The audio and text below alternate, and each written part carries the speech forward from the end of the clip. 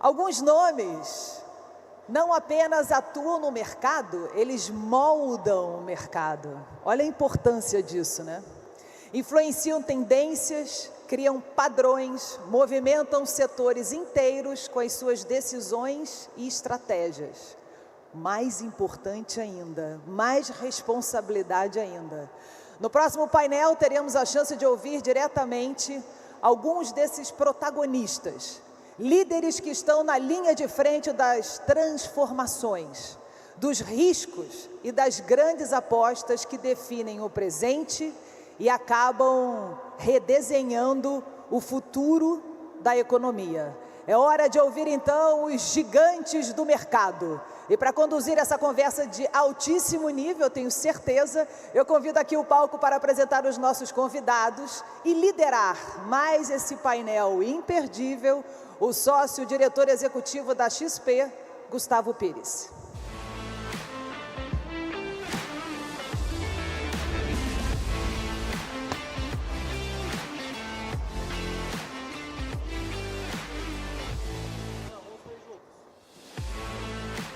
Olá pessoal, muito boa tarde a todos. Prazer enorme estar aqui no palco da Expert.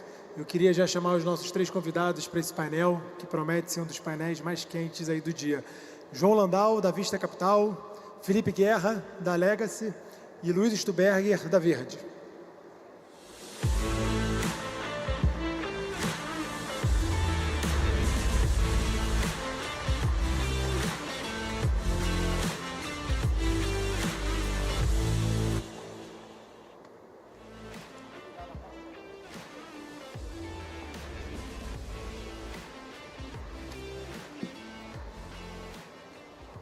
Bom, vamos lá, gente. Primeiro eu queria apresentar nossos 3 convidados, né? Os 3 têm características em comum. Os 3 são fundadores das suas respectivas gestoras e são CIO das respectivas gestoras também. Gerações distintas, né, de certa maneira. E o curioso é que histórias também, escolas distintas. O Luiz começou como trader, né, na corretora, né, que virou a Red Grifo. O Guerra começou a carreira em tesouraria, né? Depois migrou para o mundo de gestão.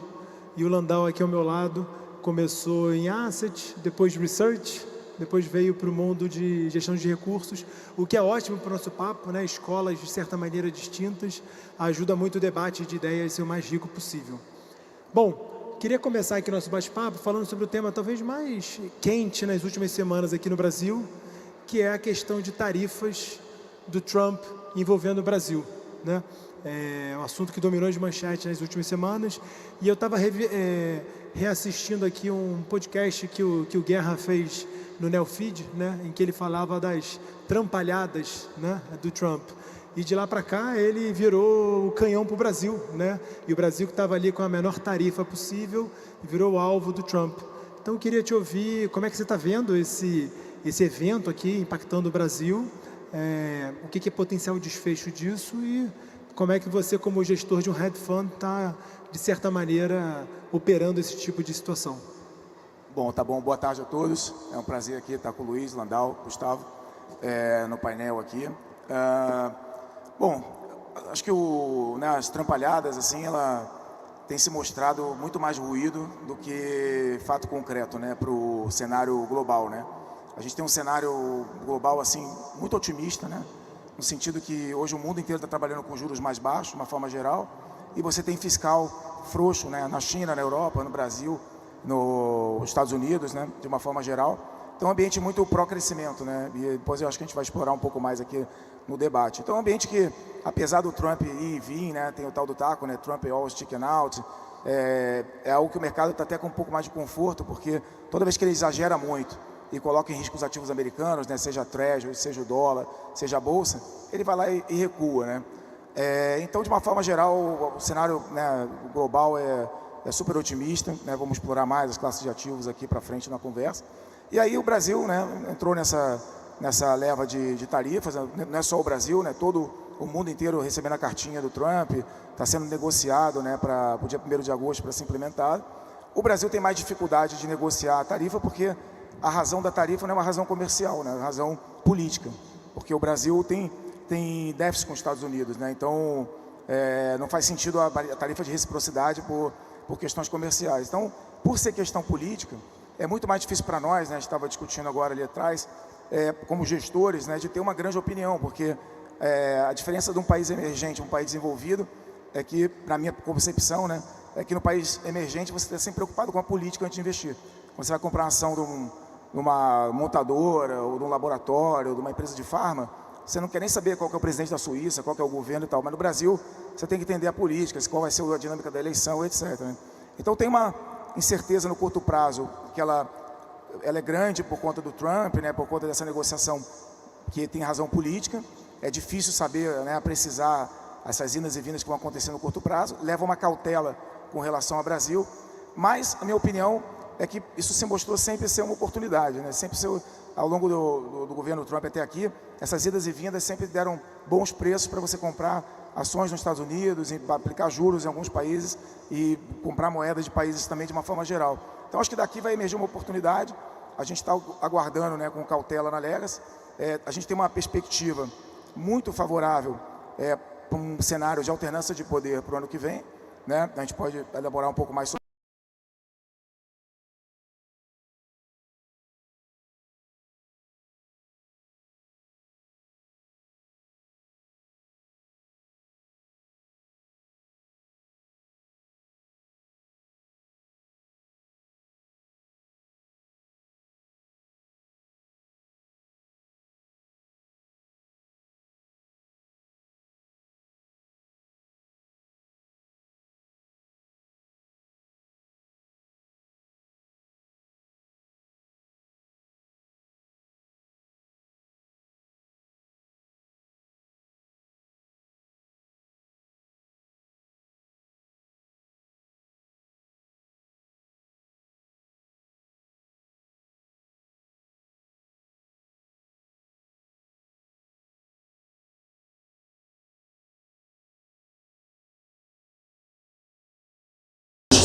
Em cima, eu tô ligado.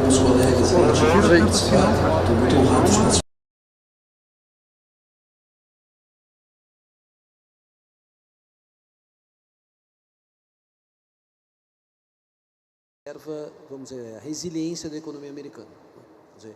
Para quem esperava um cenário de, eventualmente, um sudden stop, né, por conta das tarifas, ou chegou-se até a cogitar de que haveria uma pequena recessão no segundo semestre, isso não está acontecendo, né? Mas, por hora, isso não aconteceu também porque as tarifas não estão implementadas em sua forma total, né?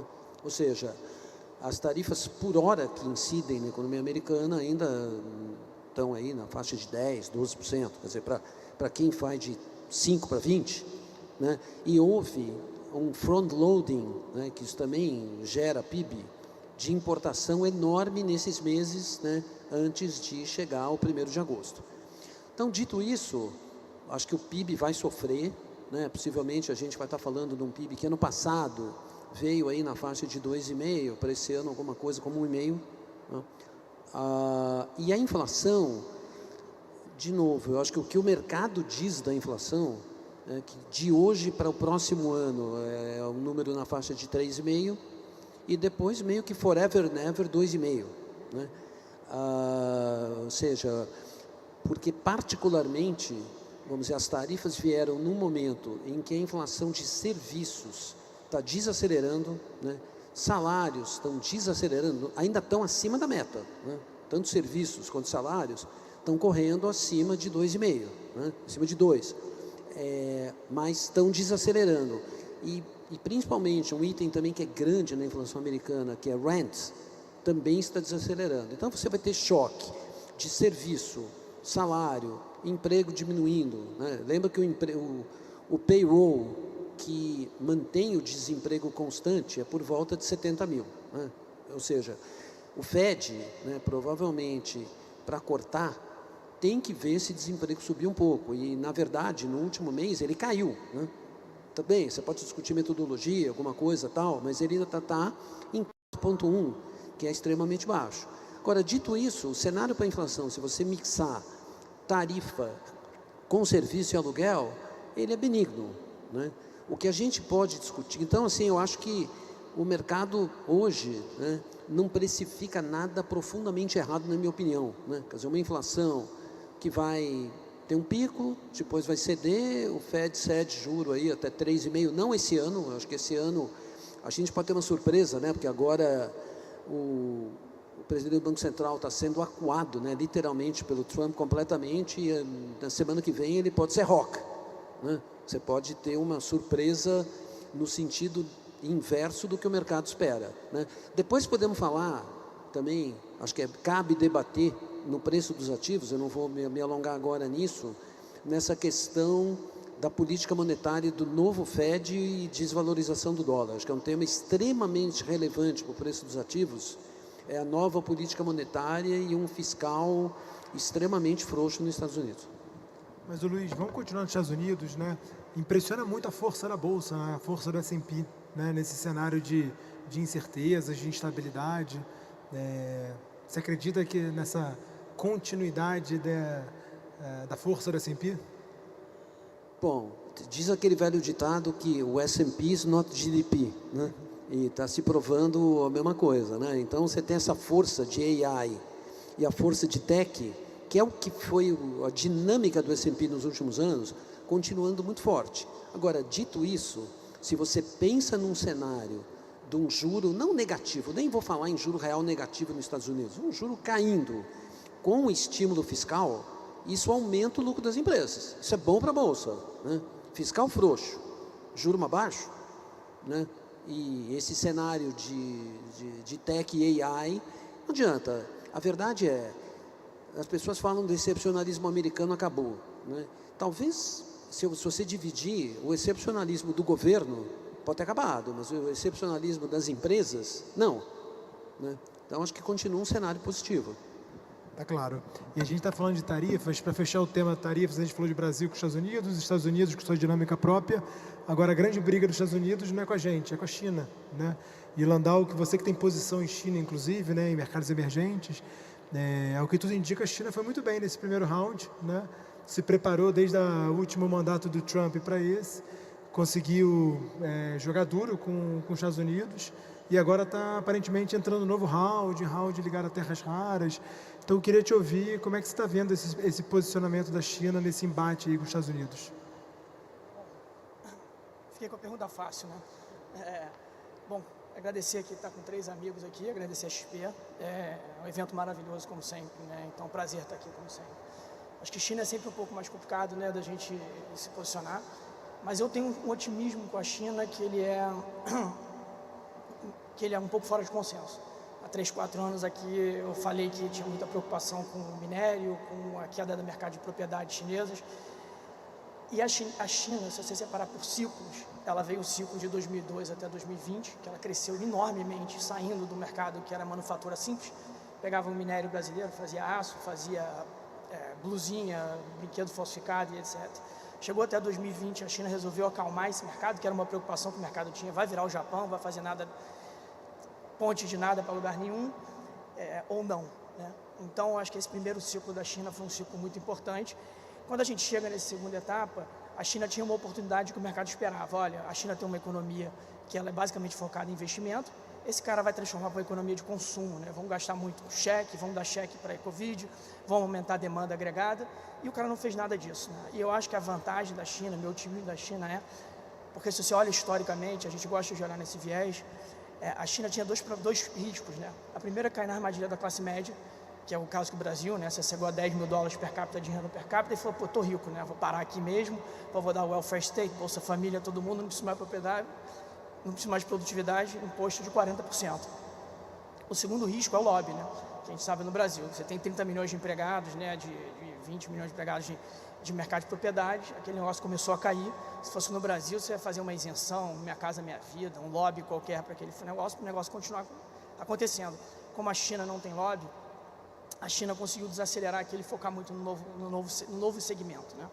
Então, eu acredito que a China, ela teve seu primeiro ciclo, ela teve um PIB para baixo, propriedade com tecnologia para cima, que a gente já conhece, que eu chamo esse movimento de BYD, né, que a gente conhece, e agora talvez esteja entrando na segunda etapa, que é o movimento DeepSeek, etc.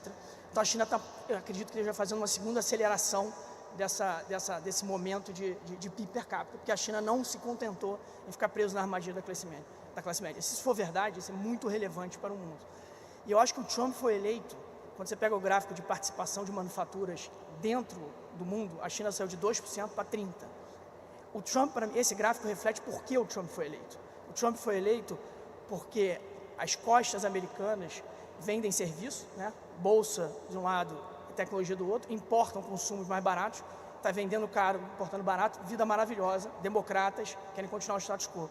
O centro foi destruído pela perda de manufatura, essa destruição da perda de manufatura elegeu o Trump. Então aquele gráfico de crescimento da participação de manufatura é a eleição do Trump. O Trump veio com esse mandato, veio para isso. Não acredito que ele vai conseguir isso com tarifa, ele consegue segurar, você só consegue em produtividade. O problema de você segurar a China é que a China é uma explosão de produtividade, seja de energia barata, seja de infraestrutura, seja que os pais eram camponeses, o filho é PhD em robótica, seja que o cara conseguiu fugir do lobby, né? Se a gente tem historicamente, você olha, por que a França e a Inglaterra foram tão melhores, tão piores do que a Alemanha e o Japão no pós-guerra? Porque a Alemanha e o Japão foram terra arrasada, então o lobby não conseguiu dominar.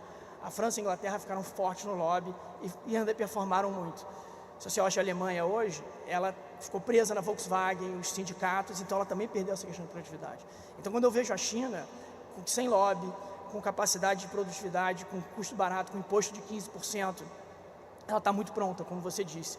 A terra é rara, a gente sabe que o nióbio brasileiro foi vendido em parte para a China há 5, 6 anos atrás. Ela está se preparando para o Trump. A gente tem posição em terras raras, quando a gente olhou e falou assim, olha, o Trump está dizendo que vai ameaçar com chip de um lado, a China está dizendo que do outro lado vai ameaçar com terra rara.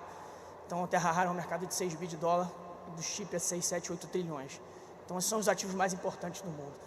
Então o que eu entendo é o seguinte, o Trump está tentando parar a China, eu acho que não consegue, acho que a China está conseguindo ganhar o primeiro round porque ela está mais preparada e porque no final do dia o que ela tem para oferecer é produtividade. E produtividade é produto barato, produtividade é dor, produtividade é imposto baixo, welfare state pequeno, Estado ágil.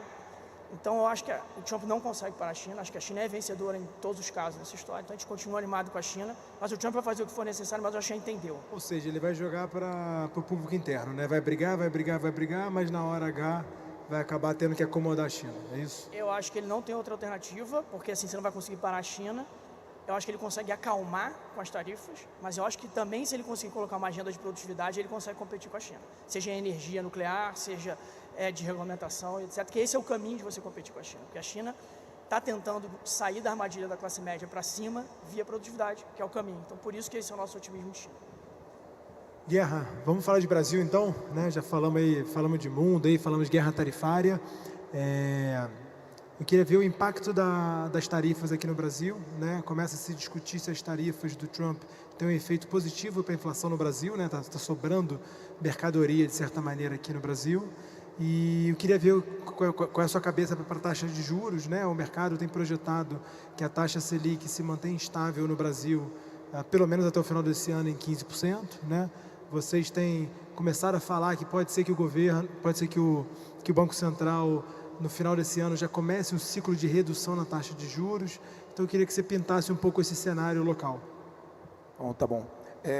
Com relação às questões da tarifa, de novo, a tarifa não sabemos nem qual vai ser a tarifa, né? Então se vai continuar, se não vai, se vai adiar, né? O nosso base case aqui de tarifa é que continua, porque dado que é uma negociação política e o Brasil está sem interlocução com os Estados Unidos, é bem capaz que você continue com esses 50% ou adie por algum período, desde que o Brasil faça alguma concessão nesse meio tempo.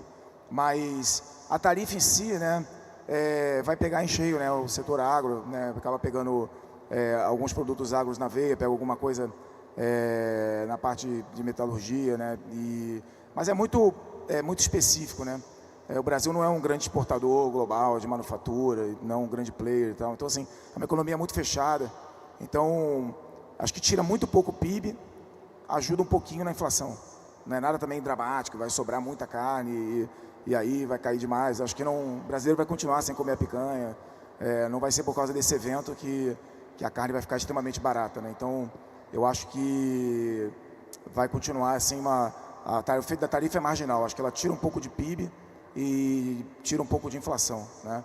E nesse sentido, quando a gente olha com a nossa equipe lá, a gente olha a parte macro de Brasil, né? Olhar a dinâmica da inflação, a dinâmica da atividade, a gente vê que a economia está desacelerando de forma gradual, era para desacelerar mais rápido por conta desses juros muito altos, né? O juro real na ponta, no pé de 10%, né? Um juro excessivamente alto, mas que ele não faz o seu efeito em plenitude, porque o governo tem um pipeline de medidas, de gastos, de iniciativas, né? Desde precatório a uma série de vales e incentivos pontuais em vários setores, em várias questões, dá para fazer uma lista enorme aqui desses benefícios que o governo vai gerando ao longo do tempo. Então, o governo acaba freando essa desaceleração e acaba tendo que o Banco Central manter o juro mais alto para contemplar essa atividade, esse impulso fiscal que o governo fica o tempo todo trabalhando. Mas, por outro lado, também a atividade está desacelerando a despeito disso, né? Então, a gente vê um PIB segundo TRI, terceiro TRI, 0,2, 0,3, que vai trazer um PIB mais baixo do que era um ano atrás. Então, a gente está bem confiante nesse cenário de desaceleração da atividade local. E a inflação, que acho que é a grande surpresa do ano, um pedaço pelo câmbio, mas, de fato, tem tido um efeito macro local importante, né?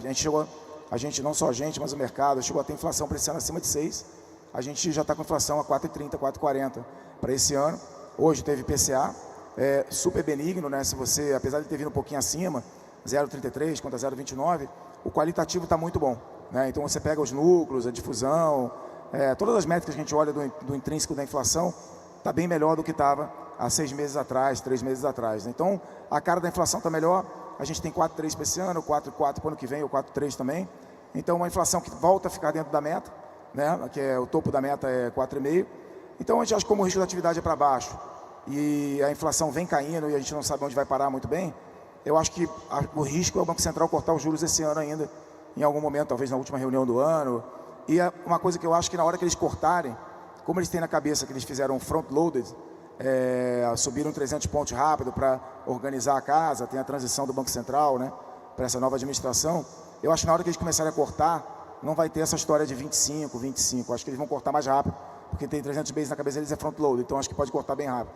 E aí, quando acontecer isso, acho que a gente vai estar mais próximo da eleição, né? Vai ter que ter um assessment com relação ao cenário eleitoral, mas tem corte de juros, né, numa magnitude de 200, 300 pontos, acaba sendo bom para ativo de risco, algumas ações na bolsa que estiverem bem posicionadas, que não tiverem ainda, né, se endividado extremamente com esses juros altos, tiverem perdido market share, mas tem alguns vencedores, né, na bolsa que podem se beneficiar desse cenário de queda de juros à frente. O câmbio continua numa dinâmica boa. O Luiz comentou um pouco aqui rapidamente sobre a questão do dólar mais fraco no global. A gente compactua dessa visão também de dólar fraco, isso acaba ajudando o real, né? Então, dentro de um basket de moedas, acho que o investidor estrangeiro, o investidor local acaba colocando um pouco de real também, porque você acaba tendo um carry bastante atrativo. Então, no contexto geral, o cenário internacional ele é muito positivo para o Brasil.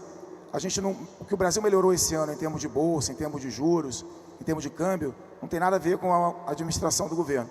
É puramente pelo efeito dos ativos internacionais, né? Então a gente está surfando. Se você pegar quanto andou o real aqui, para usar de exemplo, andou igual o peso chileno, o mexicano, a moeda na Colômbia, né? E outros países emergentes andaram muito parecido. Então, não foi nada que a gente fez diferente. A gente está colhendo, na verdade, uma melhora do cenário internacional. Estamos andando em linha com isso, né? E aí acho que o grande tema, né, para frente de Brasil vai ser como é que vai ser se desenrolar aí os atores, né, o line-up aí para a eleição. A gente, na Legas, tem uma visão bem otimista com relação ao potencial outcome da eleição, dado que a gente vem vendo das pesquisas, né, as últimas pesquisas. Então, mas a gente acha que é um cenário bem bifurcado, né, porque eu acho que uma alternância seria bem positiva, o Brasil trabalharia com juros menores à frente. Caso a gente continue, né, uma reeleição, eu acho que talvez o mercado hoje ainda subestime, né, o que pode acontecer com os ativos num caso de reeleição. Então, é bem amplo, né? A gente está otimista por acreditar que vai haver alternância de poder. Se a gente acreditar que não vai ter alternância, eu acho que o cenário é extremamente negativo. Tá claro. Landau, sua cabeça de juros está parecida com guerra, está diferente? E fala um pouco dessa visão para a eleição, né? Apesar da gente estar 14, 15 meses das eleições, o mercado já está, de alguma maneira, começando um pouco o trade eleitoral, né? Então, o que vocês estão, se é que estão se posicionando e qual é a cabeça de vocês para a eleição? Bom, Cara, falar de juros depois da guerra é difícil, assim, a gente tem até um jeito de olhar um pouco diferente, né, assim, ele vai olhar mais na Selic, mais no Copom, ele vai olhar mais na Selic, mais no Copom, etc, a gente conversa bastante sobre isso. A minha opinião de juros do Brasil é que, assim, o Brasil está bifurcado, né, eu sempre fui aquele cara que tinha aquela opinião que o Brasil era nota 6, quando nota 6, então, putz, a gente comprou na Dilma, vendeu no Bolsonaro, sempre foi muito bom, a dívida era baixa. Hoje eu acho que é diferente. Eu acho que a gente, como eu digo, um elefante no slackline, né? A gente vai cair para alguns dois lados.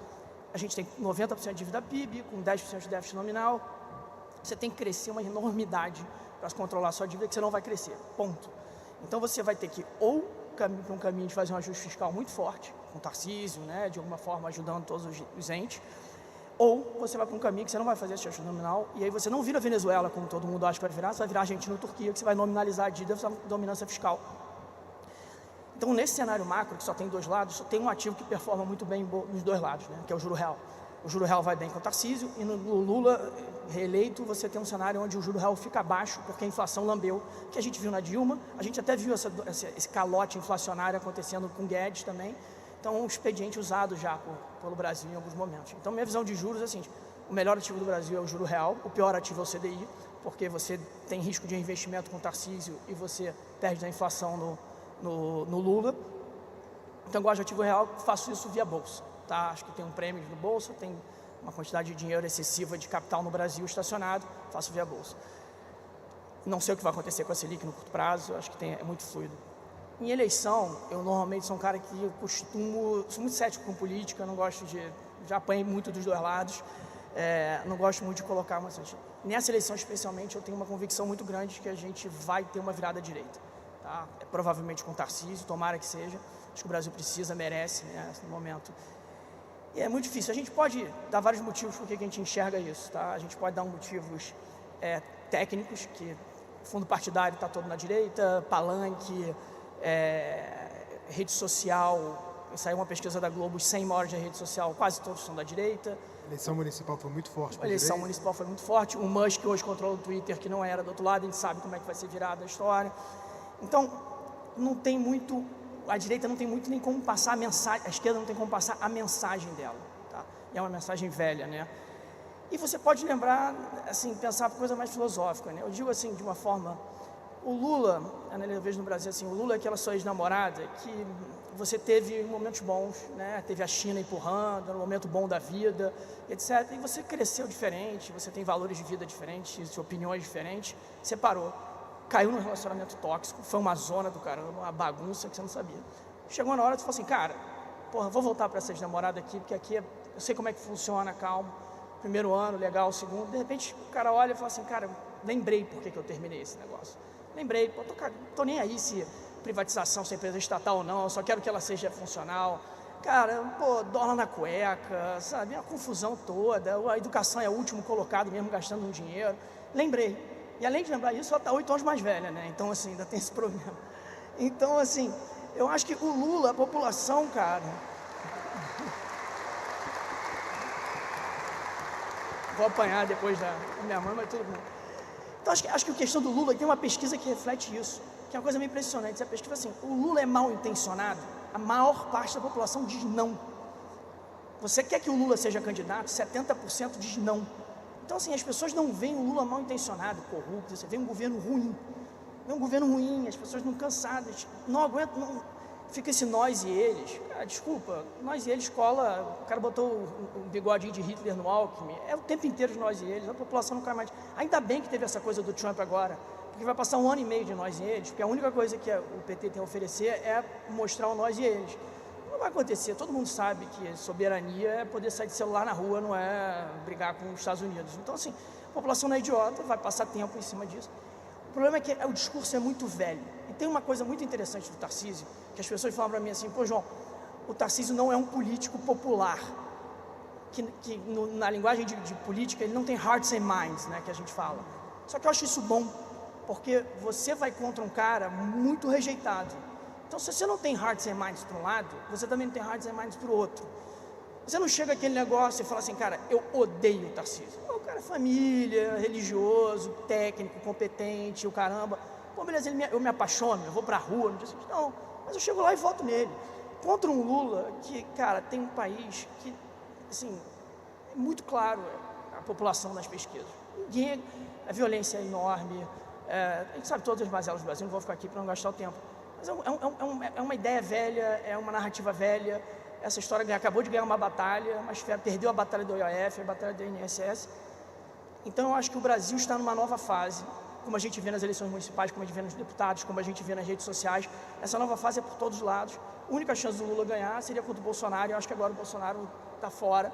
Então, acho que para o Brasil o cenário é muito positivo no Tarcísio. Então, a gente hoje está comprado em juro real, a gente poderia estar vendido em ativos nominais, que é o outro lado, que é ir para a Turquia, ir para a Argentina. Só que a gente não está vendido nisso porque a gente está animado com a eleição. Está longe ainda, mas acho que a gente chega lá de forma positiva. Claríssimo, claríssimo. Obrigado, Landau. Luiz, sua cabeça para a eleição, já tem trade eleitoral, está muito cedo, eu queria te ouvir também. Bom, primeiro, concordo com o que foi dito aqui sobre o cenário de eleição, né? Mas é um prazo longo, né? Vai ter muito ups and downs. Eu acho que esse assunto com o Trump ainda vai dar muita volatilidade, né, pelo que pode acontecer. Então, eu diria assim, o que dá para fazer, sem sombra de dúvida, que eu acho bom, é comprar opção. Opção de qualquer coisa, de EWZ, de dólar real. Quer dizer, lógico, se posicionar é melhor, você vai ganhar muito mais que na opção. Mas pela volatilidade atual, o prêmio que tem no Brasil, se você comprar a opção de EWZ, a opção de dólar real, o prêmio que tem para ser ganho, né, é muito grande, né? Então compensa a vol que você paga, né? Porque normalmente o grande problema de você comprar a opção é que o mercado já coloca no preço da vol algo que te torna o teu ganho menos atrativo, né? Mas nos preços atuais me parece bom, que é uma coisa que normalmente nem sempre ocorre, porque o upside é muito grande da mudança de governo, muito grande, entendeu? Então é algo que, porque hoje você se posicionar no mercado, digamos, frente a essa incerteza, né, política, tá certo? Incerteza com o Trump, é difícil, né? As pessoas não têm coragem. Então, no fundo, a gente tem posições pequenas, né, relativamente ao potencial que tem na mudança de governo, que a gente acredita muito, que mesmo essa história do Trump, né, o Lula, digamos assim, o cenário que a gente tem agora é de que o Lula vai sair ganhando com isso, né?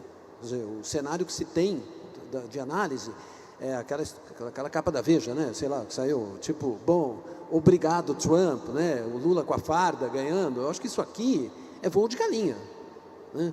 Com o passar do tempo, a culpa disso, ainda que não seja tão grande como o Guerra mencionou, vai ter repercussão, né? Isso vai ser assunto de jornal, as empresas que quebram, as empresas têm que demitir, calote em banco, você pode ter greve no agro, incentivar a greve de caminhoneiro, tudo isso cai no colo do governo, porque no final do dia, o Trump vai fazer um acordo com o mundo inteiro, se fizer um acordo com o mundo inteiro, tarifa de 15, e o Brasil ficar com tarifa de 50, de quem é que vai ser a culpa? Do Lula, né?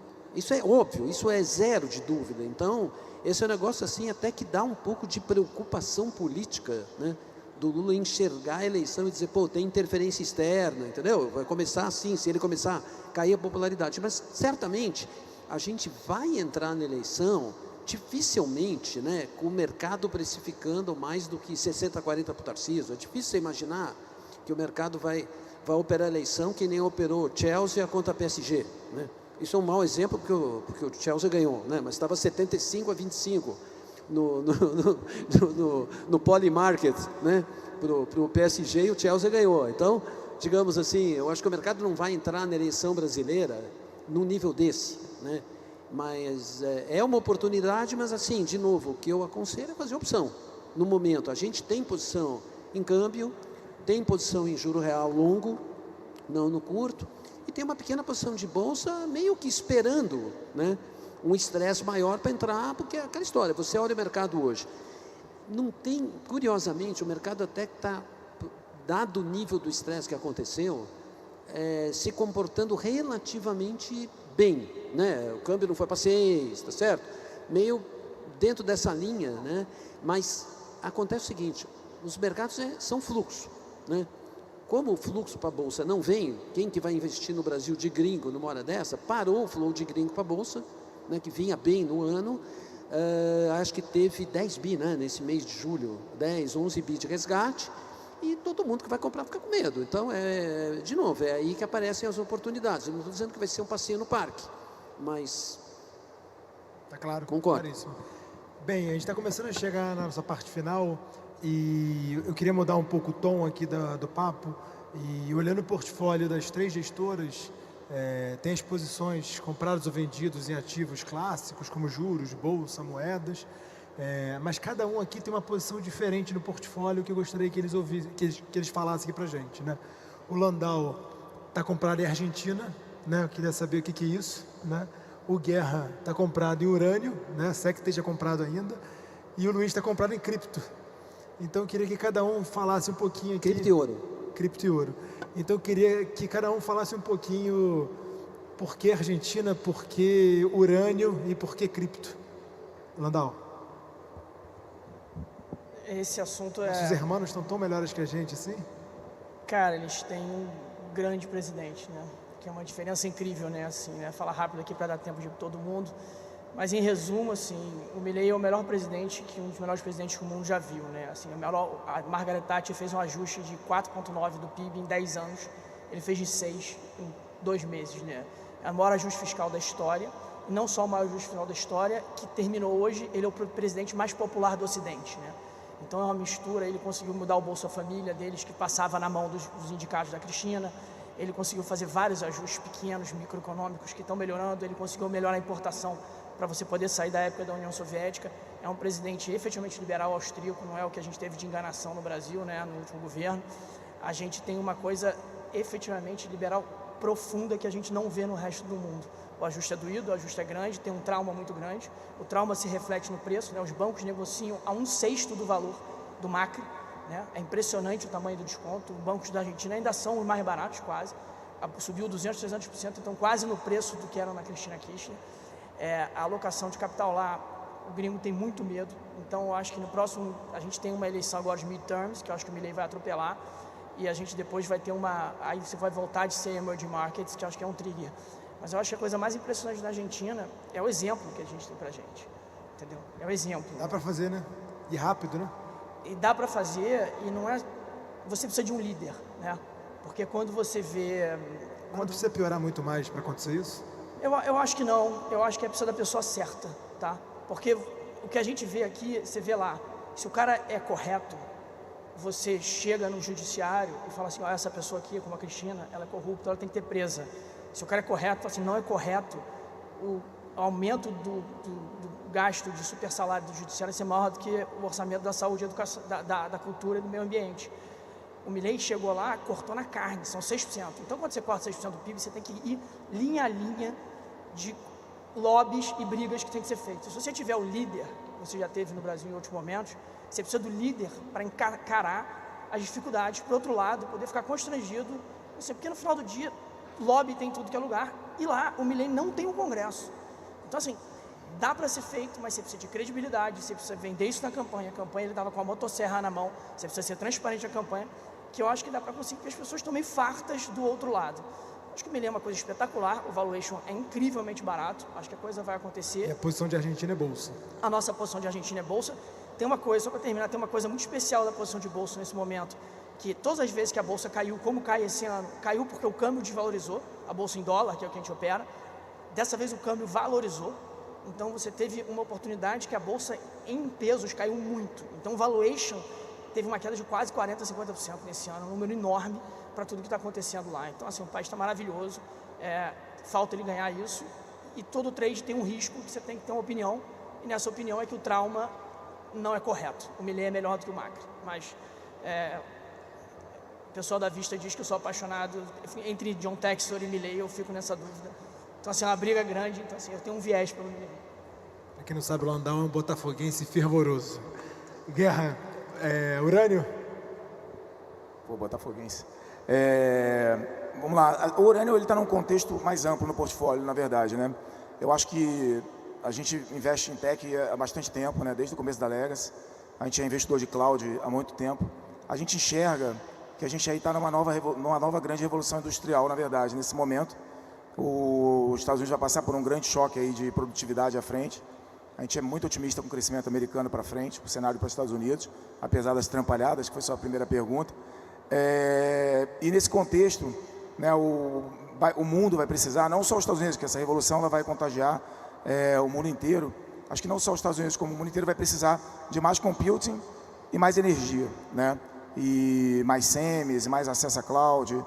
E aí nesse contexto você precisa de mais usinas nucleares, utilities, né? São investimentos que a gente tem olhado muito no portfólio. A gente sempre gostou, na hora de investir, você está investido sempre comprar pá para caça ao ouro, não tentar achar qual vai ser a mina que vai ter ouro, né?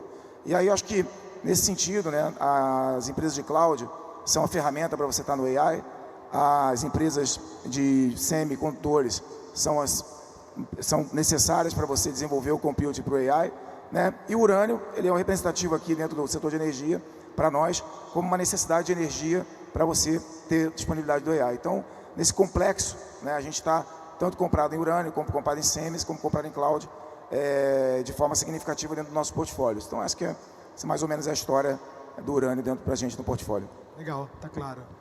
E você, Luiz? É Bitcoin, Ethereum, é um pouco de tudo? É um pouco de tudo, né? Anti-dólar. Assim, esse é um tema longo e complexo para falar, então nos 42 segundos não dá para falar elevator muito. Pitch. Mas eu diria o seguinte, aquela história, você acredita que o que o Trump quer, o Trump consegue? Né? Digamos assim, dado que ele vai sair, pelo menos no curto prazo, com uma vitória muito grande nas tarifas, claro que as consequências macroeconômicas negativas das tarifas a gente ainda vai ver. Né? Se tarifa fosse bom, já tinha tarifa há muito tempo, né? Mas essa história de dizer, eu enfiei 15% de tarifa no mundo inteiro, né? Recebi 0, vão abrir mercado para produtos americanos que não tinha, né? E ainda vão investir nos Estados Unidos. Esse investimento é meio relativo do Japão nos Estados Unidos, tal, mas não vamos falar sobre... Ele vai sair com uma sensação vitoriosa, né? E o Trump é um cara que ele...